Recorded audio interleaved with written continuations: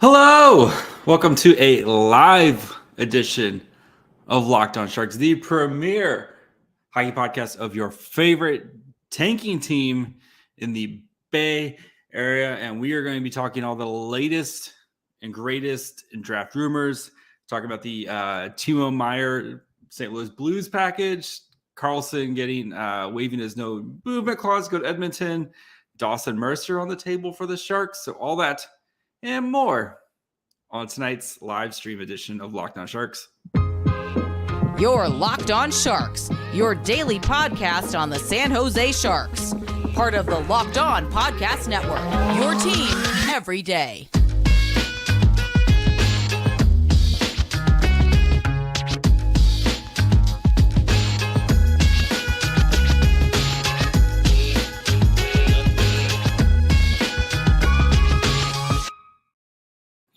I'm your host, JD Young, contributor at Fear the Fin, RIP, and San Jose Hockey Now. Thank you guys for tuning in to this live stream edition. This is only going to be available on YouTube. I'm not going to cut this and put it out there on the feed.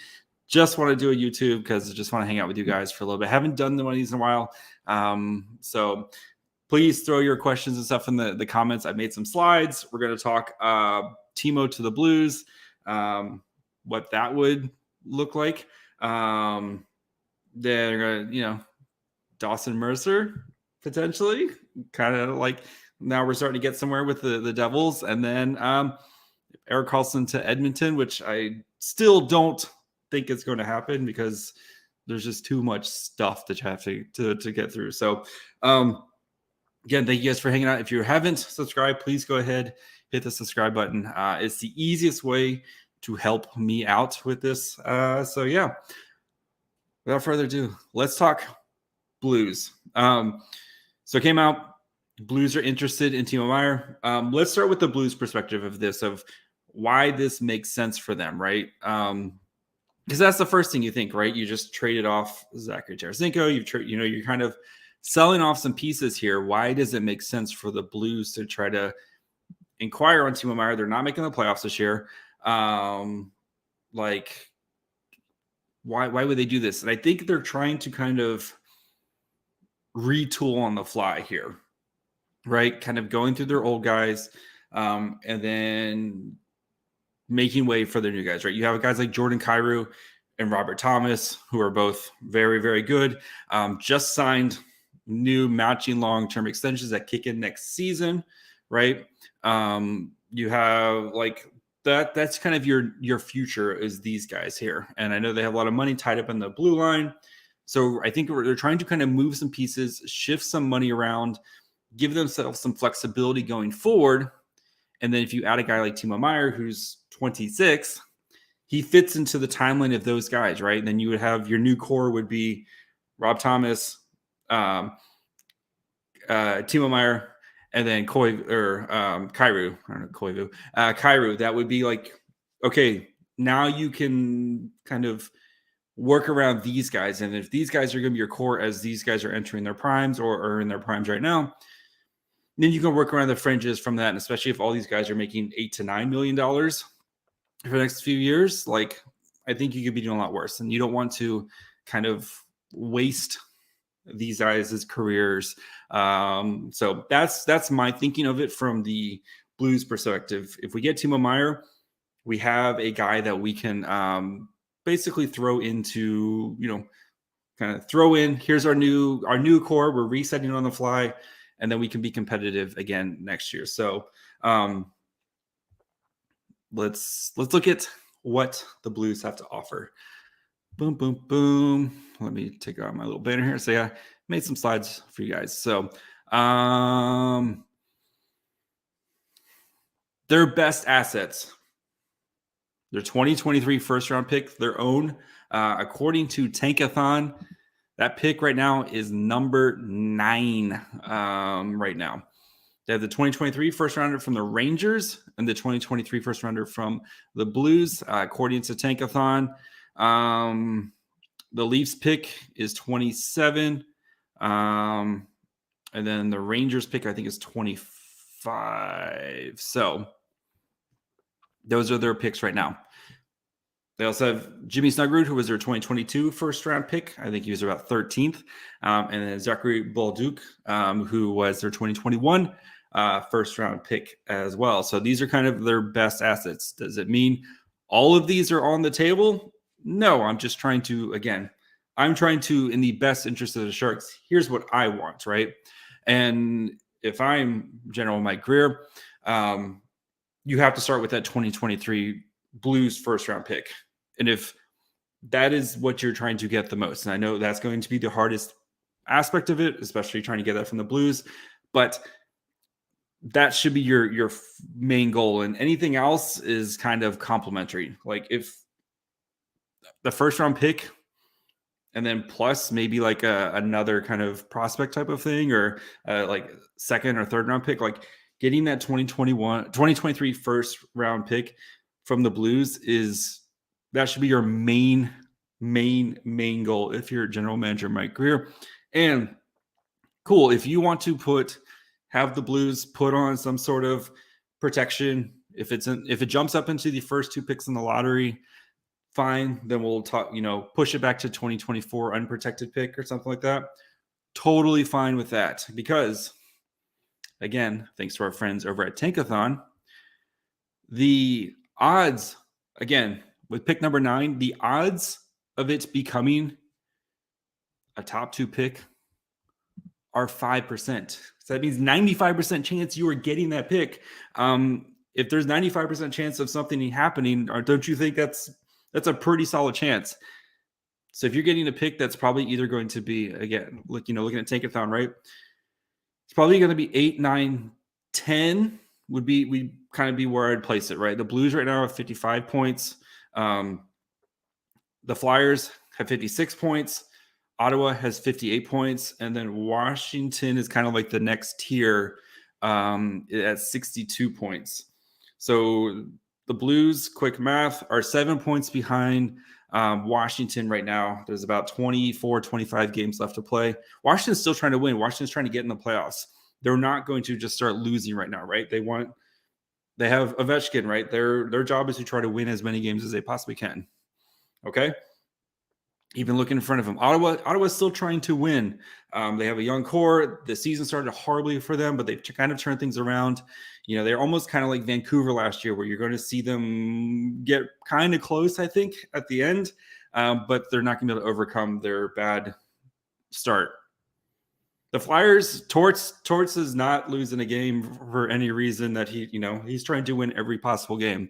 So if you're telling me you have a pick that could be 8, 9, or 10 in this year's draft, I don't really care about anything else, to be honest. Like the other picks are fine, whatever. That is the prize right there. Especially spoiler next week, where I did a profile on Alex Sandin-Pellikka. Like, if you walk away with Leo Karlsson and Alex Sandin-Pellikka in this year's draft, you're talking about, like, in a couple of years, these Sharks are going to be freaking monsters. Like, how we talk about, like, the Kings, we talk about, like, the Devils now. Like, you walk away with this draft with Leo Karlsson and then Pellikka, like, let's go, baby, let's ride. So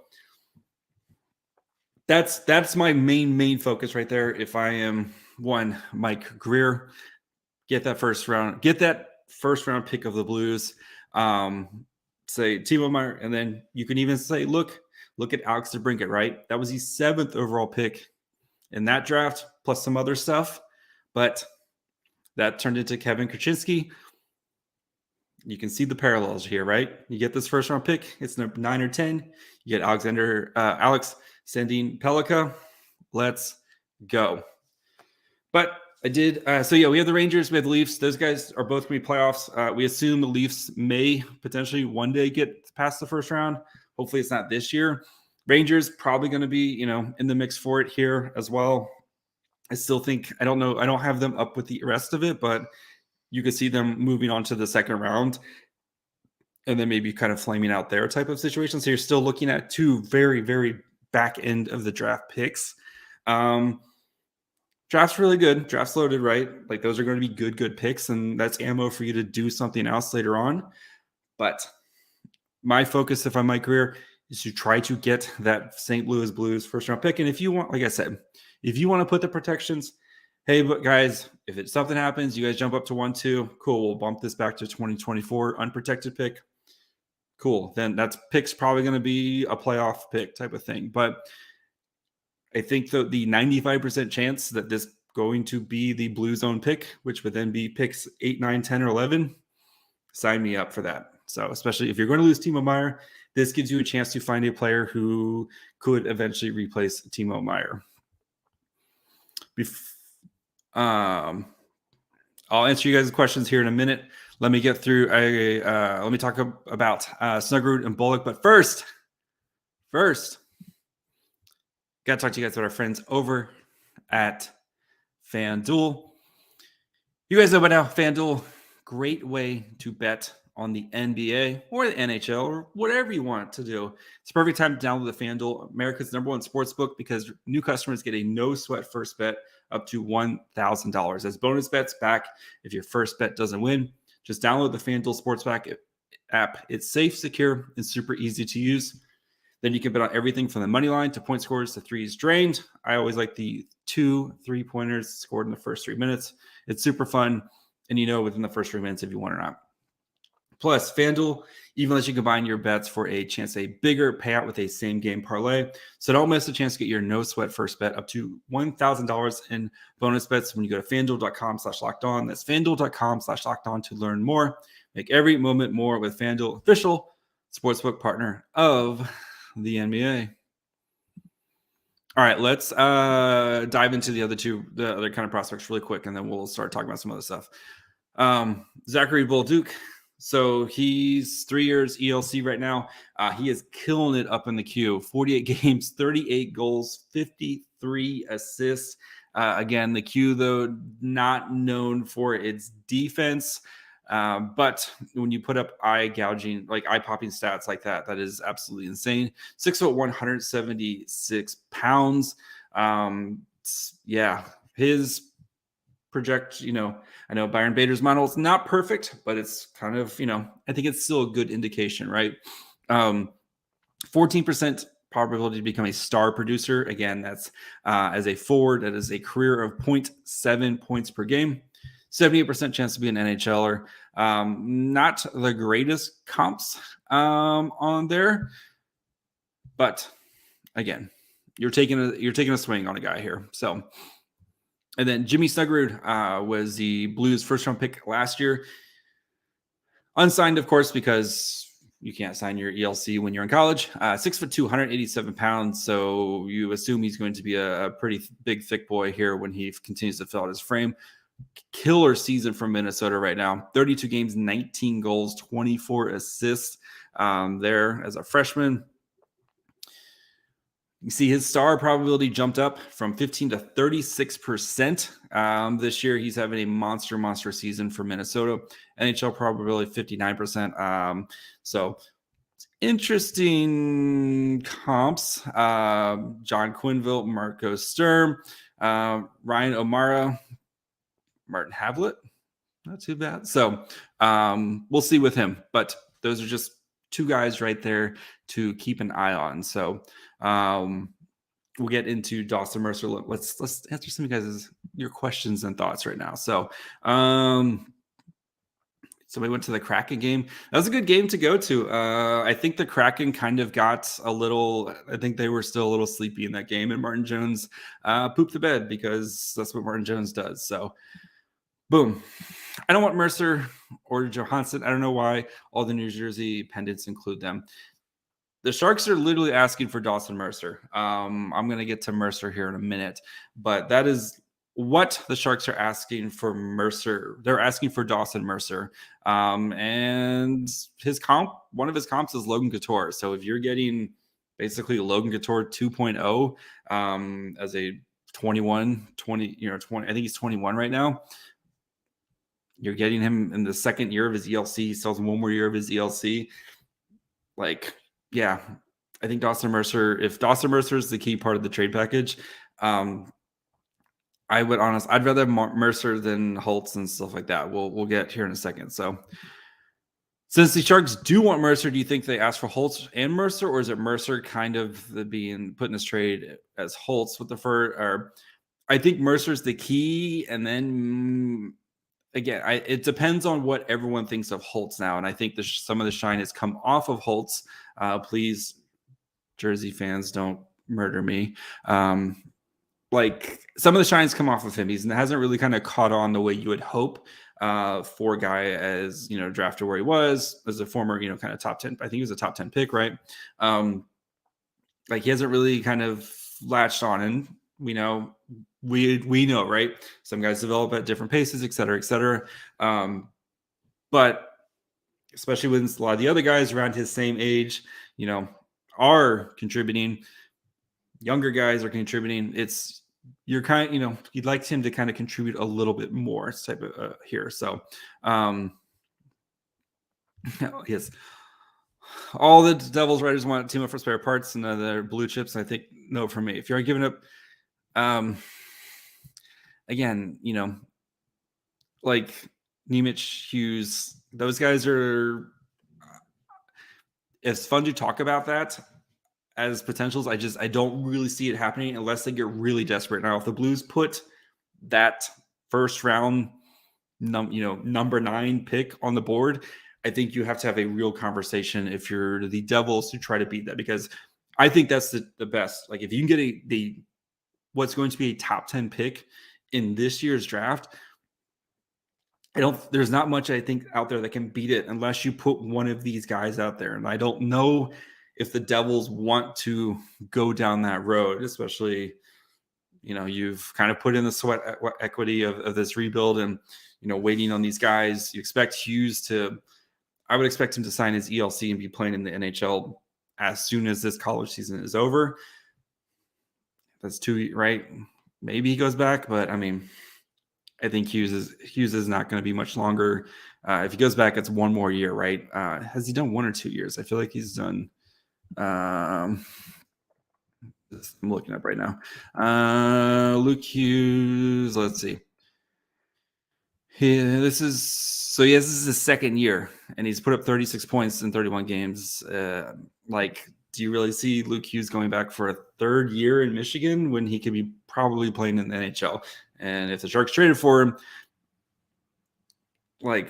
he's instantly their second best defenseman until Erik Karlsson gets traded. So yeah, but again, I think for it to get that part, they have to become desperate. And I think somebody has to kind of make that move. They don't want to. Like I said, if the Blues put their first round pick their first round pick, I think that's when you can go back to Jersey and be like, look, they're willing to offer a top 10 pick. What are you going to do? So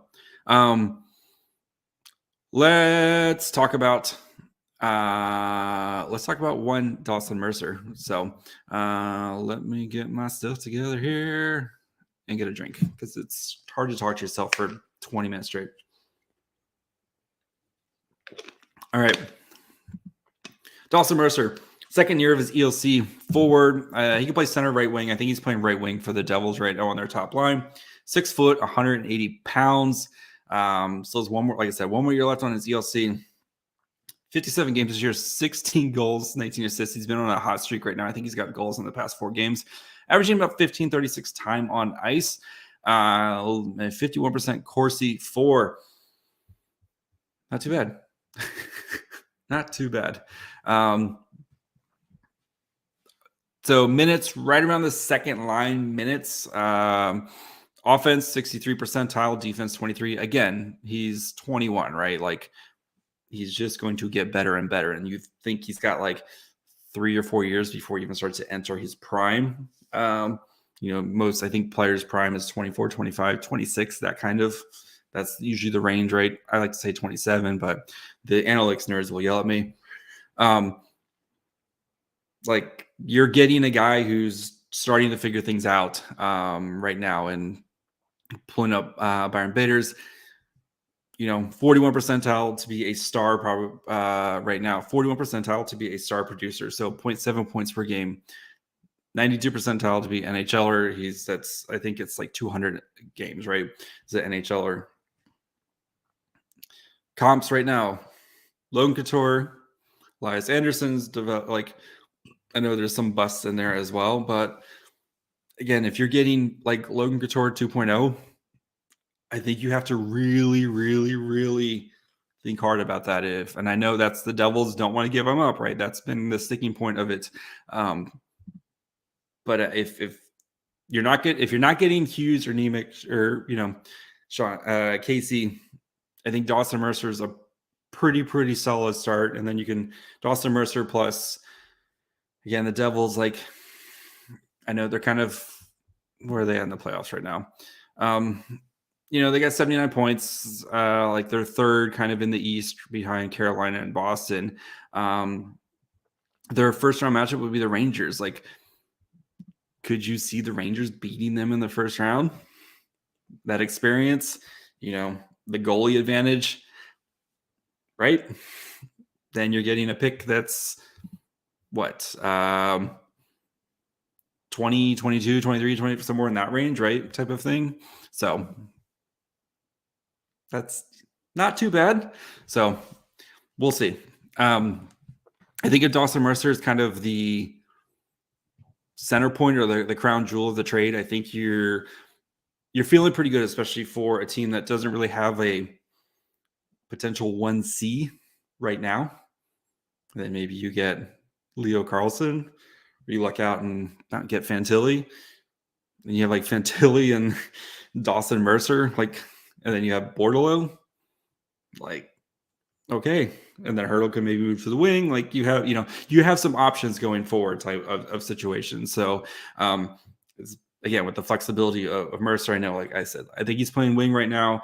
I know he's playing wing right now, but it could be one of those things like Hurdle, right? Hurdle started as a wing, grew into his body a little bit more, and now Hurdle's a killer center. So type of situation. Let's see. No way. If you give me a chance to get, I would take. I think there's a clear cutoff, and there isn't much difference in prospects from 10 to 15 in the draft, kind of all the same tier. I'd rather 2 late firsts than just the Blues pick. If that Blues pick's a top 10 pick, give me the top 10 pick, than the 2 guys. I'm going to take a swing on elite talent that is going to be there at 8, 9, or 10. Again, this draft is really deep. This draft's really good, but the quality at the top of this draft is insane, right? We've talked about how many of these players in most other drafts, Leo Karlsson could be a first round pick in a lot of drafts. Michkov could be a first round pick in a lot of drafts. Michkov is the biggest wild card in the whole thing, right? Fantilli would be the first round pick in 9 out of 10 drafts. And that kind of just bumps everyone down. Will Smith is going to be, Will Smith probably is a top 10 pick Will Smith's probably a top 3-4 pick last year. You're getting that at 9 or 10 this year. There's a lot of good players in this draft. So yeah. If someone offers you a second for Barabanov, yes, I would take it. I know Barabanov's great. He's turned around Logan Couture's season, kind of turned around his career, right? At least for this season. But again, I think eventually at some point Barabanov is going to be I think Barabanov is a great player. I think he fits in well with his role. I'll take the second, especially for a team that doesn't have their 3rd round pick in this upcoming draft. Thanks, Luke Cunnin.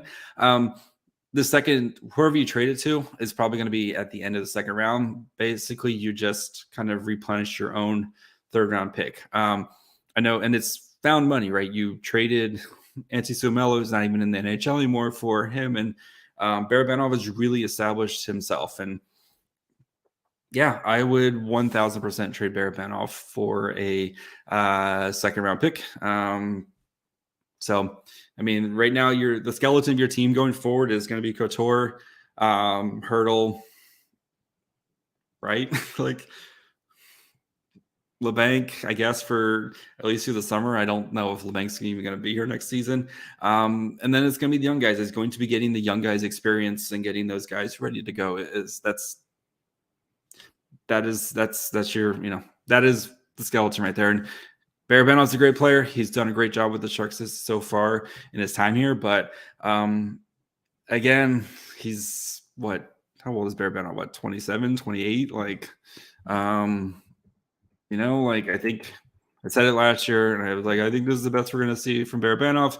He would prove me wrong. He's having a better season this year, but he's 28, right? I think this contract's a really good contract for Barabanov. He deserves this contract, but I think it's the asset management game, and I think I would take the swing on a second-round pick who's going to help you in the future compared to Barabanov, who's helping you win games right now. Is it bad that you want to keep Timo Meier? No, I like keeping Timo Meier, and I think there's a world where they do keep Timo Meier.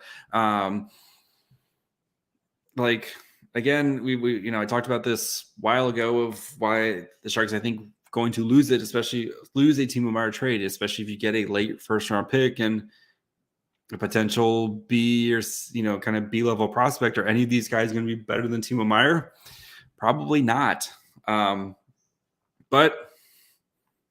I think we don't know. The thing is, we don't know if Timo Meier wants to be here. That's the thing, right? And he's kept it very close to the vest. He said all the right things, et cetera, et cetera. But I think Mike Grier is Mike Grier is keeping his options open, and I think we're going to. We'll see what happens. We didn't know about the Hurdle. Hurdle didn't get his contract extension until literally, a couple days before the trade deadline, right? So I think, yeah, I don't know. I like to keep Timo, but I think this team is in need of a complete teardown, and Timo Meier gets you the best assets. And if you can hopefully get some luck like the Sens did with Tim from the Sharks, right? That third pick, that's, Tim Stützle is now an amazing player for him. So, yeah, but yeah, you have to, you can't lose this trade, or at least you have to try to. I think Mike Grier holding out as long as he can right now until a team gets really desperate is the best strategy. So, yeah. Let's see. Organization needs D right now. They definitely need D. Carolina's good at drafting and developing defensemen. I think I've said it before, and I'll continue to say it again. Whatever the second pick of the Sharks is, if it's either another first rounder or if it's their own pick in the second round, they're going to be drafting a defenseman. They need defensive help. They don't have that guy that you're like, okay, I can see. And Havlat, I think, is going to be good. But again, I don't think Havlat. I think Havlat can be like a second pairing defenseman, which would be great, especially getting that in the second round. Do you see Havlat becoming like the guy type of players? Maybe. Who knows? Odds are probably not. So,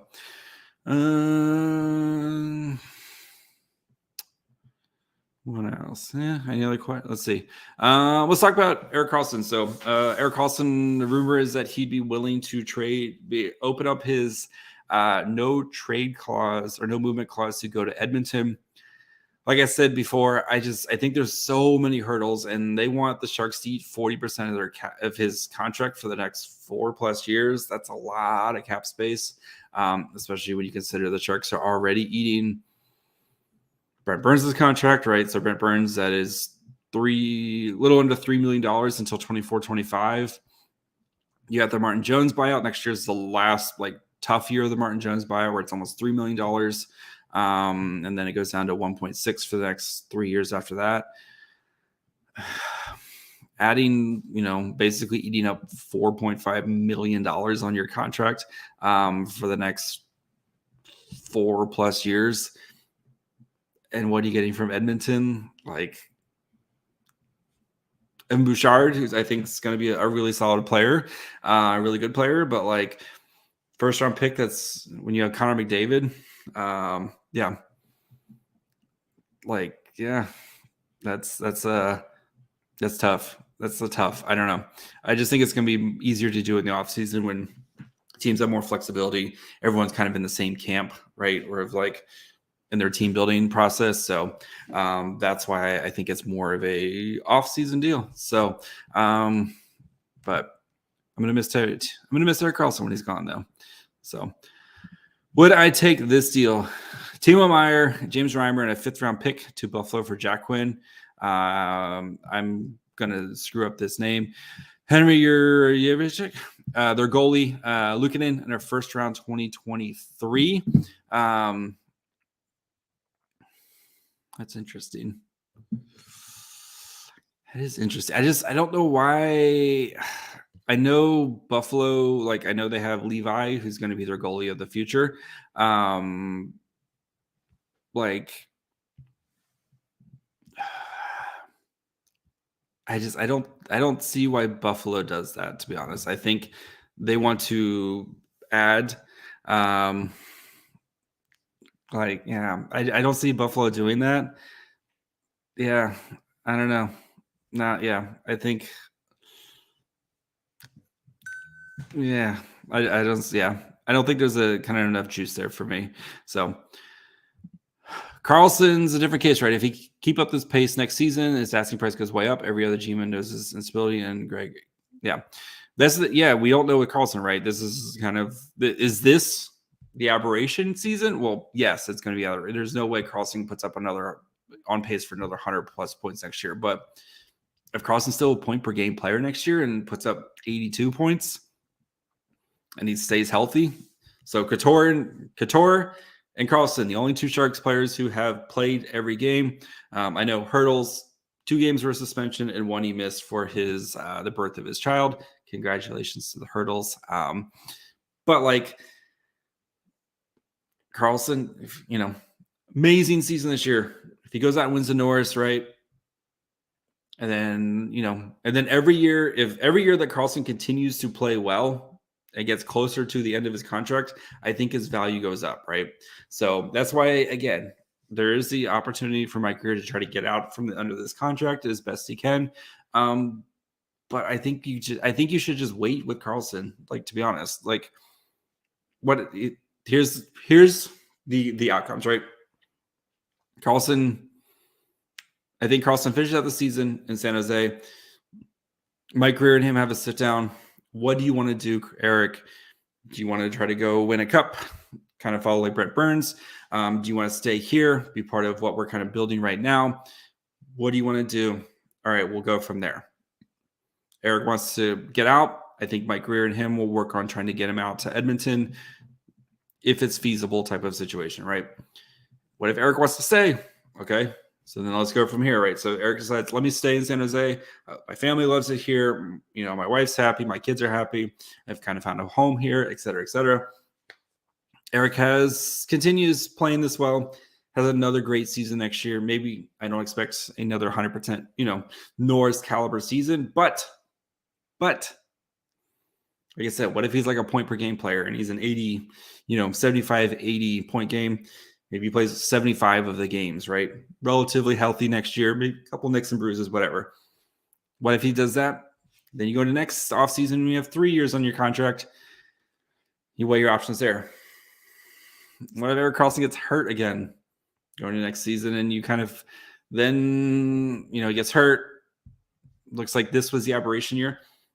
Then maybe you have a conversation of, you hang on to him and then you LTIR him for the last couple of years of his contract and just go from there type of thing. If it's the injury's bad enough type of situation. So I think that's the worst case scenario, but there's plenty of options, I think. And then, you could trade his contract to another team.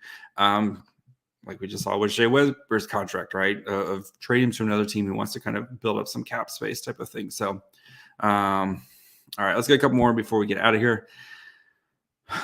Do you think Mercer indicates that Grier thinks there are only 2 to 3 ways out, or 4 to 5 in terms of rebuilder length? No, I think Mike Grier is definitely taking the long road with this, and I think there's another question here about when the Sharks make the playoffs again. I think he's thinking. I think this year, next year are going to be messy years for the Sharks, right? But then I think 2 to 3 years out, you start to be that fun and frisky team. I don't know if you've listened for a while at the beginning. I think I wrote an article. I read an article or did a podcast, or maybe both.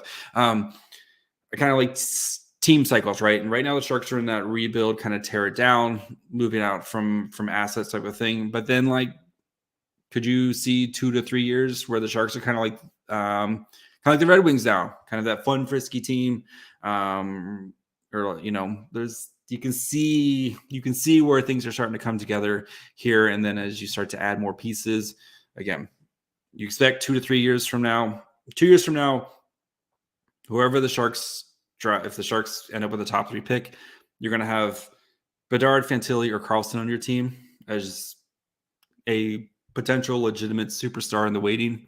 You're going to have Eklund. You're going to have Eklund, who's going to be fully like hitting his stride, starting to hit his peak. Bordeleau, kind of the same thing. You open a guy like Robbins or Gushin, starts to pop. All right. Bystad, going to be starting to make his way over. Like, you're going to see the pieces starting to come together there. So, sorry. Well, Ricky's the only one to ask questions. There's all questions from Ricky. They're the ones I keep seeing. So I think 2 to 3 years from now, the Sharks are that fun, frisky team that we've been like waiting for. And then they can, hopefully their cap space is going to be like cleaner. You can start kind of make some moves, et cetera, like that. So, so realistically though, I think it's like 4 to 5 years before the Sharks are a playoff, like a legitimate playoff team. So, and that's if everything goes right. Again, Ricky's the only one to ask questions. I have literally one, like, it's mostly Ricky. Okay. Like, ask some questions if you want your questions answered. So yeah, I mean, I have like 33 people watching right now. So yeah, there's plenty of you guys watching, just not as many people interacting. So yeah, let me grab one more drink. Again. No, I say again, I got a lot, dude. Sorry, man. Like, what do you want from me? It says 33. So again, like, sorry, that's the way I talk. Like, people who complain, I like pause, gather my thoughts. Someone said if asked today in my comments if I'd ever, said sentences. Again, like, if you don't like it, then you don't have to watch. Okay. Like, I'm sorry. That's just the way I talk. So yes, I would say like 4 to 5 years before you're kind of realistically talking hockey, playoff hockey. But guess what? You're going to have like a legit, if everything goes well, you're going to have like a legit core of a top 3 pick. Hopefully you pray to the hockey gods, a top 3 pick in this year's draft, right? Like, this is the year to get a top 3 pick. Getting Bedard, like, reach for Bedard. But if you fall, you land among the Fantillis or the Karlssons. Like, getting one of those dudes, like, we're going to be good to go. A legit NHL and AHL core. Like, yeah. But yeah, you're going to have real dudes starting to come through the pipeline here. You're going to have legitimate. This is going to be kind of what the Sharks have been waiting for a long time. So what we have been waiting for a long time. But won't it be the favorite to come out of the Pacific Division if the Ducks keep playing like this? Yeah, I mean, I think the Kings are the team of the future, right? Because if you like, they're loaded and they draft so well too. Yeah, they draft so well. You have Brent Clark, who hasn't even touched, who's played a handful of NHL games, right? You have Bystad, or what, who's like, who's been playing mostly, like, he hasn't even hasn't even started to scratch what he can do. Yeah, I think the King, if they figure out their goaltending situation, yeah, look out. So yeah, or Byfield, I said Bystad, sorry, Quentin Byfield, like, hasn't even started to scratch. They have so many young dudes. Yeah, I'm picking the Ducks, or not the Ducks. Like, the Ducks, they have Zegras and they have a bunch of young guys, but they're like a step ahead of the Sharks, like a year or two ahead of the Sharks. And I thought this was going to be the year that they were going to be kind of the fun, plucky team. And they're worse than the Sharks this season. So, which surprised me. I said the Sharks were one of the worst teams. So, a couple more here. Expecting a Meier trade. I honestly don't think Meier gets traded until the trade deadline, to be honest. I think it's that Friday. And I think Mike Grier is wise to wait as long as he can and see if a GM gets really, really desperate. And that's what I would do too. Wait until the very, very last minute, because you never know when someone's like, fine, I'll offer my ninth, I'll offer, if you're the Blues, fine, I give up. Here's the 9th pick. Let's just get this done. Or, maybe you get one of those guys that you really, really want. So yeah, look what the Avs did with their core. Hold on. There it is. Jason's. Yeah. Look what the Avs did with their core, right? Took a while. They were slow. They were deliberate. They struck it. They lucked out, right? You luck out with some of your picks, and that's tanking. Again, tanking is a method. The best way to get good players. All right, there's 3 ways to get good players, right? You can draft them, you can sign them, or you can trade for them. The easiest way to get good players is to draft them. The best way to have the highest pick, the best chance of getting good players is to have the highest pick in the draft. You have first pick, right? So tanking is just a part of the process. You tank for a while, you start to accumulate young players, and then you move on to the next part of your rebuild of how do I insulate these young players with complementary pieces that make sense with them.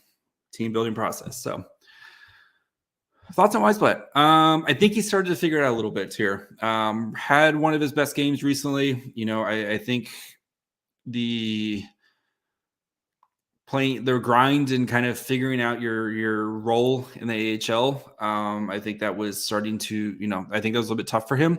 But it's, I've liked what I've seen from the past week or two.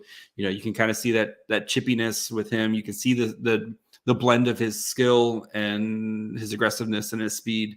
I still think he's like a third line player at the highest, and I think Bordelot and Robbins and Gushin are like second line players.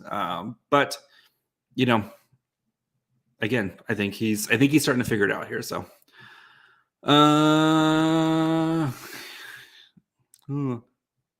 coming back into town for the Marlowe retirement safe bet to buy a Karlsson jersey at the tank. I think Hurdle's the only safe Hurdle, or if you want to be cool and buy an Eklund jersey like me, but you got to order your Eklund jersey. But I mean, I guess I think Karlsson will be one of those players that you can wear forever. Like you can wear a Brent Burns jersey forever. You can wear a Pavelski jersey forever. You can wear a Jumbo Joe Thornton, jersey, whatever, right? I think Karlsson. I like Karlsson. I'll be wearing my Karlsson jersey forever. But I'd maybe wait till the summer, see what happens after the summer. So, is it possible Meier and Trader? There's a world where neither one of them gets traded. I think if you ask me today, I think Meier is like 75% chance he gets traded. I think Karlsson's like a 5% chance he gets traded. So, but yeah, there's a world, especially because Meier, you can just run this game back next. You can give us $10 million and you can play this game again next year. So, yeah, we'll see. Any chances Karlsson will want to stick around? Again, you never know with Karlsson because I think he's just like a different dude, right? I think I think he's more vocal about like his family's happiness and kind of putting that. And I think from what it sounds like, again, I've never talked to the man. It sounds like his family's happy in the Bay Area, and I think they've kind of found their niche here. And so we'll see. I think eventually he wants to win. I think he's also realized he's 32, not 35 or 36. He's got a few more years before he has to really kind of make that decision. Do I want to win? And maybe he really likes, I think Grier can sell him on like, look, we got Eklund, we get a top 3 pick in this draft. Like there's plenty of stuff to go, there's the future is eventually bright. So things the Avs sucked, got lottery picks, didn't be a contender until those guys age into their prime. And yeah, guess what? We don't have blue. That's how it works, right? guys, right, not every 22-year-old is, again, everybody has different aging curves. But guess what? The Avs are a freaking monster right now. And they lucked out on Cale Makar. They drafted, got him a little bit later. And he's going to be the best defenseman for the next 10 years, right? That's part of it, is lucking out on it. So if we trade Meier, who's the UFA guy. I'm not spending much money on UFA. I'm spending a couple guys here and there to maybe fill some holes. You're going to need a goalie, but I'm not spending a lot of money. To be honest, I would be shocked if the Sharks are going to have to be very active in free agency. I think they're going to kind of find some meat and potato guys like they did this year and not spend a lot of money, and then utilize that cap space again next trade deadline to try to get some more assets. So. All right, we have to start now. What are we starting? We have to go back with full Lost voice. Yeah. Any more questions? Please fire away. I'm going to go play The Witcher 3. So, yes, every picture of Erik Karlsson with his daughter is the most adorable thing ever. I love my two boys, but there's always that girl dad part of me, but none of that. Snip, snip. Love being a boy. There's just so much easier with boys. Boys are just so much easier. So much easier. So, yeah, so much easier with boys. So, yeah, this was fun. So if you haven't checked out my Strauss-Mann interview, it came out earlier. Go do that. It's really good. Strauss-Mann, really, really interesting dude. I feel like I could talk to him for 2 hours because he's just not cliche answers. So go check out my Strauss-Mann interview. Amazing dude. Really fun talking to him. Sorry though, if you watch on YouTube, his Wi-Fi in Abbotsford was garbage, so we had to go to audio only for him. So thanks to Liz for, Liz, I asked Liz, you got some pictures of Strauss, and just within 30 seconds, she sent me 15 of them. So shout out to Liz. I don't know if you're listening. I assume I don't know. We'll see. Maybe she's lurking today. Shout out to Liz for helping me out with that, but go check out my Strauss-Mann interview. You can watch it on YouTube or you can listen to it. So it's a good listen episode if you don't want to watch the slideshow of Strauss-Mann. But go check that out. Great interview. Zach Benson profile.